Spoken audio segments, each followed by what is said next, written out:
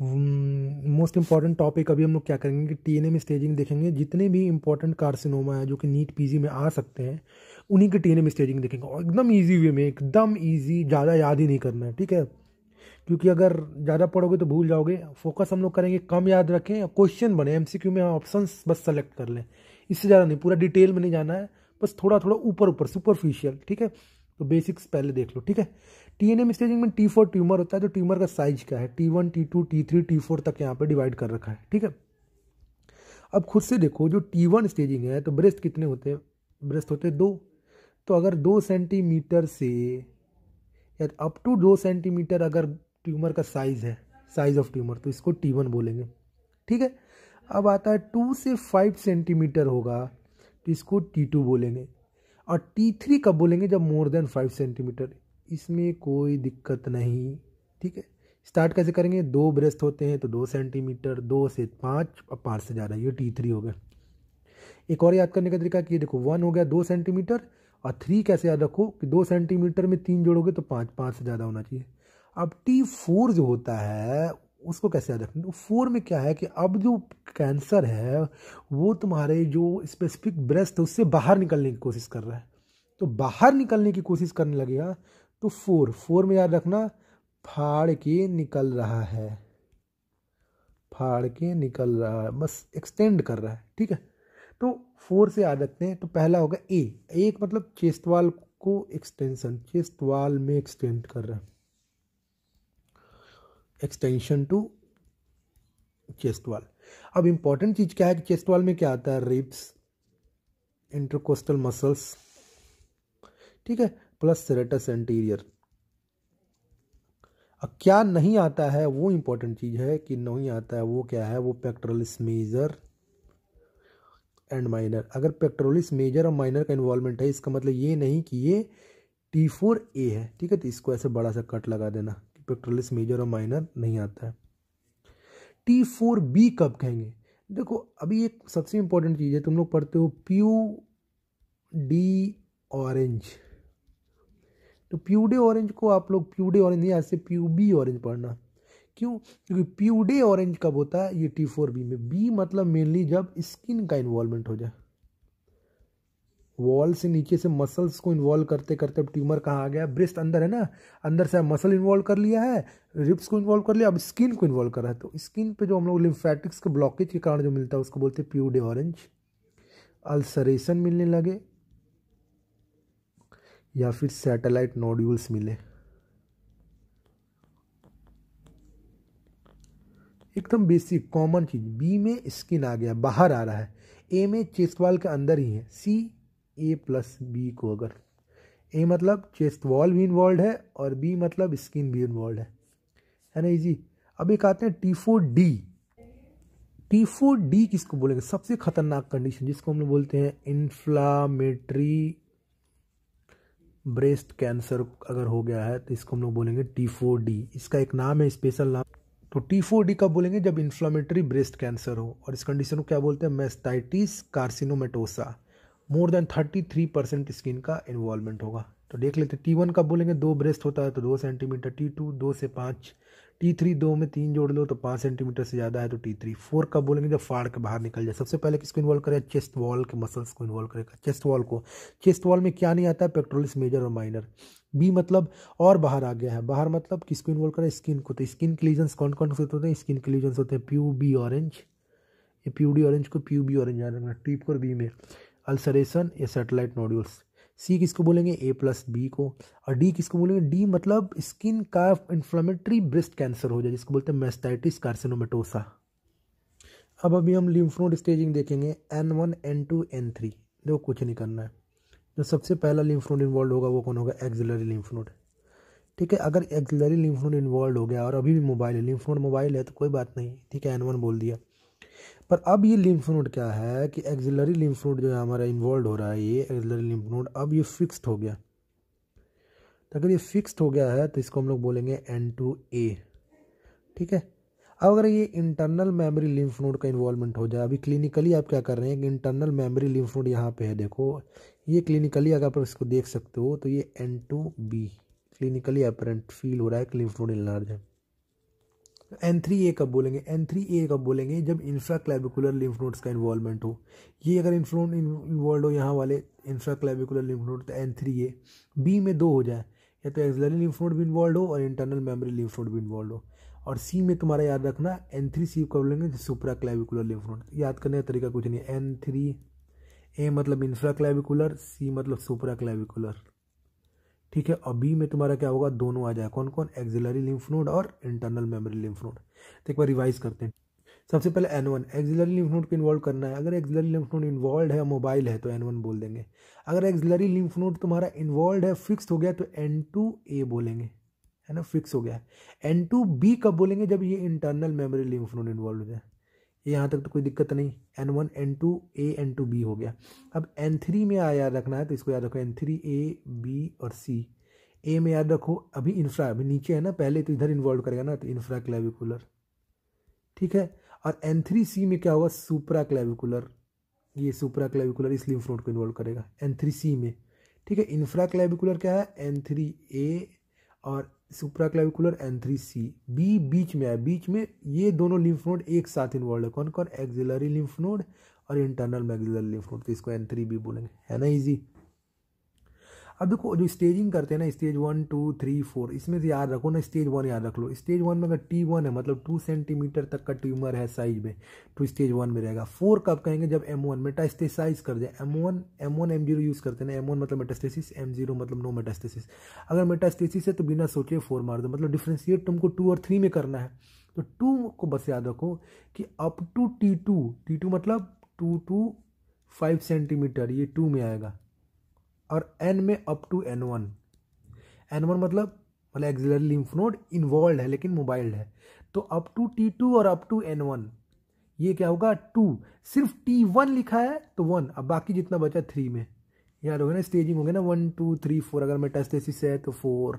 3 कब बोलेंगे? नहीं पता हमको। 2 बस याद है हमको कि अप टू T2 2 से 5 सेंटीमीटर साइज, या फिर N1 हो, एक्सिलरी लिम्फ नोड इन्वॉल्व हो जाए। 1 बोलने के लिए कोई लिम्फ नोड का इन्वॉल्वमेंट नहीं, बस साइज ऑफ द ट्यूमर कितना होना चाहिए? 2 सेंटीमीटर। तो 1 2 3 4 कंप्लीट हो गया। तो एक क्वेश्चन आया था कि contralateral axillary lymph node involve है, कौन सा स्टेज हुआ? मैंने डायरेक्ट बोले स्टेज 4। क्यों? अगर contralateral axillary lymph node involve है, इसका मतलब मेटास्टेसिस हो गया है। अब मेटास्टेसिस हो गया है तो स्टेज 4 है, कोई दिक्कत नहीं होनी चाहिए।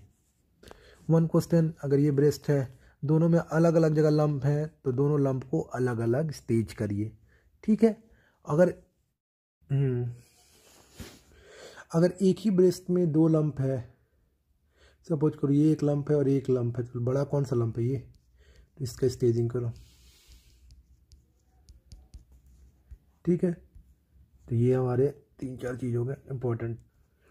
कुछ इमेज बेस्ड क्वेश्चन देख लेते हैं। ये कंडीशन है, पूछे कौन सा स्टेज है ब्रेस्ट कैंसर का। पहले ये कंडीशन कैसा है, इसको क्या बोलते हैं? प्यू डी ऑरेंज। मैंने ट्रिक के हिसाब से कहा था, इसको बोलना है प्यू बी, तो T4B। बी कब बोलते हैं? जब स्किन इन्वॉल्वमेंट हो, स्किन पे अल्सरेशन हो, प्यू डी ऑरेंज हो, या सैटेलाइट नोड्यूल हो, ठीक है। T4A कब बोलते हैं? जब चेस्ट वॉल हो। पेक्टोरलिस मेजर और माइनर चेस्ट वॉल में नहीं होता है, इंपॉर्टेंट चीज़ है। ये क्या दिख रहा है? इस कंडीशन को बोलते हैं डिम्पलिंग। तो कौन से स्टेज में होता है? इंपॉर्टेंट चीज़ है कि ये स्किन का इन्वॉल्वमेंट नहीं है, तो ये T4B नहीं होगा।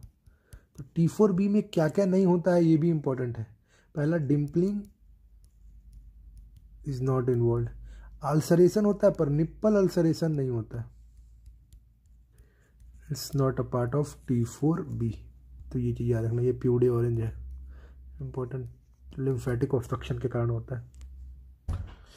ये कौन सा स्टेज है? ये मैंने बताया था ना, इसी को बोलते हैं मैस्टाइटिस कार्सिनोमेटोसा। ये क्या है? T4D,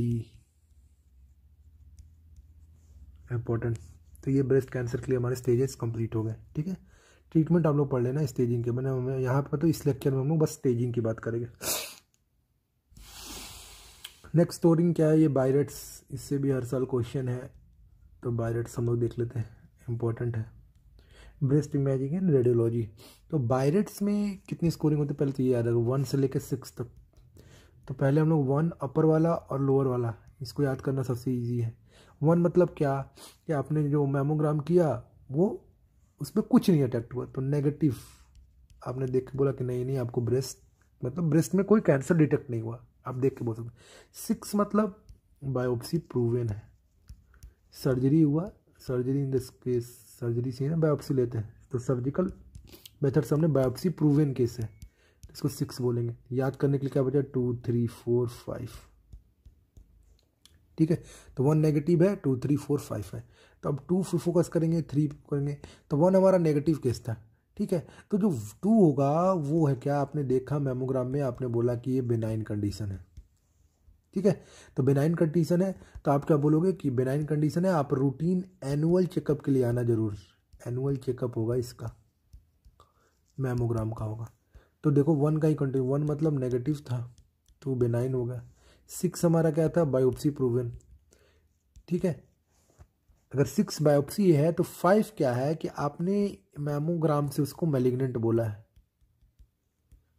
मैलिग्नेंट है, मोर देन 95% चांस है कि मैलिग्नेंट है, आप पेशेंट को बोलेंगे आप बायोप्सी करा लो, ठीक है। तो ये हमारा 5 हो गया, 2 हो गया, बचा 3 और 4।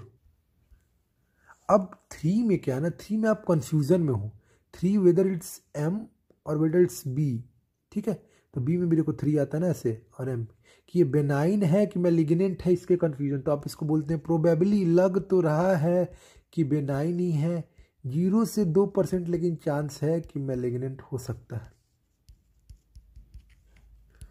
है ना। तो आप इस पेशेंट का बोलोगे आप एनुअल चेकअप के बदले आप 6 मंथ पे चेकअप कराओ,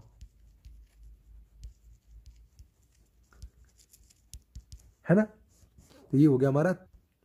और 4 क्या है, 4 को हम लोग बोलेंगे जैसे अभी बोलना कि जैसे 5 से आ जाओ ना, बायोप्सी मैलिग्नेंट, 4 में लग रहा है कि मैलिग्नेंट है, प्रोबेबली मैलिग्नेंट, तो इस पेशेंट को अब लग रहा है कि मैलिग्नेंट है, तो इस पेशेंट को आप बायोप्सी के लिए बोलोगे। तो 4 5 6 तो बायोप्सी प्रूवन ही है, 5 में क्या है कि मैलिग्नेंट है, आप बायोप्सी करा लो, 4 लग रहा है कि मैलिग्नेंट है, तो आप क्या करोगे बायोप्सी के लिए। तो 6 5 4 हो गया। अब 1 2 3 स्टार्ट करो ऊपर से। 1 क्या है नेगेटिव है, 2 में आपने देख के अरे यार ये तो बेनाइन कंडीशन है, तुम लेकिन हर साल चेकअप कराना। 3 में क्या लग रहा है कि बेनाइन है, तो आप क्या करोगे इसको, आप बोलोगे कि 6 मंथ पे आप चेकअप कराना। चलो 6 से स्टार्ट करें, 6 बायोप्सी प्रूवन, 5 मैलिग्नेंट है, आप एक बायोप्सी करा लो, 5 हो गया ना, हाँ 4 लग रहा है, प्रोबेबली लग रहा है कि मैलिग्नेंट है, आप एक बायोप्सी करा लो। तो प्रोबेबली मैलिग्नेंट और एक मैलिग्नेंट, तो यहाँ पे क्या कि 2 to 95% चांस है कि मैलिग्नेंट। तो ये हमारा हो गया बायरेट से, एक बार चेक कर लेते हैं। नेगेटिव आया, नो कैंसर डिटेक्टेड, ठीक है। इसमें रूटीन एनुअल स्क्रीनिंग करने का जरूरत है बस। यहाँ पे 6 बायोप्सी प्रूवन है, कैंसर पहले से ही डिटेक्टेड है। अब आते हैं 1 2 3 में, 2 मतलब बेनाइन है, तो रूटीन एनुअल स्क्रीनिंग कराएंगे 0% पे, प्रोबेबली बेनाइन है तो हर 6 मंथ पे इसको स्कैन करेंगे। अब आते हैं 5 6 से, 6 से 5 गए, 5 क्या हो गया मैलिग्नेंट कंडीशन हो गया, ठीक है। तो ये मैलिग्नेंट है, तो लग रहा है तुमको देख के मैमोग्राफ कि मैलिग्नेंट है, तो आप इसको बायोप्सी के लिए बोलो, मोर देन 95% चांस है। 4 आ जाते हैं कि प्रोबेबली लग रहा है कि मैलिग्नेंट है। अब 4 को ए बी सी में डिवाइडेड, 2 से 10% चांस है तो 4A, ठीक है, 10 to 50% चांस है तो 4B, और 50 to 95% चांस है मैलिग्नेंसी का तो 4ABC। अब तीनों केस में क्या बोलेंगे, बायोप्सी कराने के लिए बोलेंगे, ठीक है। तो 3B, 3 probably benign, 4 probably malignant, ठीक है, 2 कंप्लीटली बेनाइन, 5 कंप्लीटली मैलिग्नेंट, और ये नेगेटिव ये पॉजिटिव, ठीक है। एक बार और चेक, 6 टाइप है ना हमारे पास, 6 टाइप है ना हमारे पास, पहला फर्स्ट कंपेयर नेगेटिव, 6 पॉजिटिव, ये बायोप्सी प्रूवन है, ये बेनाइन, ये 5 मैलिग्नेंट। बेनाइन और मैलिग्नेंट कैसे कह रहे हैं, ये मैमोग्राम पे देख के, ये प्रोबेबली बेनाइन, ये प्रोबेबली मैलिग्नेंट, ठीक है। इसको क्या बोलेंगे, एनुअल चेकअप के लिए आ जाना भाई, तुम्हारा एनुअल स्क्रीनिंग होगा, इसको तो कुछ करना ही नहीं है, तो बायोप्सी प्रूवन है, ट्रीटमेंट करने की जरूरत है। ये बेनाइन है, इसको क्या बोलेंगे, एनुअल चेकअप के लिए आ जाना। प्रोबेबली बेनाइन वालों क्या बोलेंगे भाई, 6 मंथ पे आ जाओ, इन सब का बायोप्सी करेंगे। तो बायोप्सी कहाँ से स्टार्ट कर देना है, 3 के बाद से बायोप्सी, ओके, ये बैरेट्स हो गया हमारा।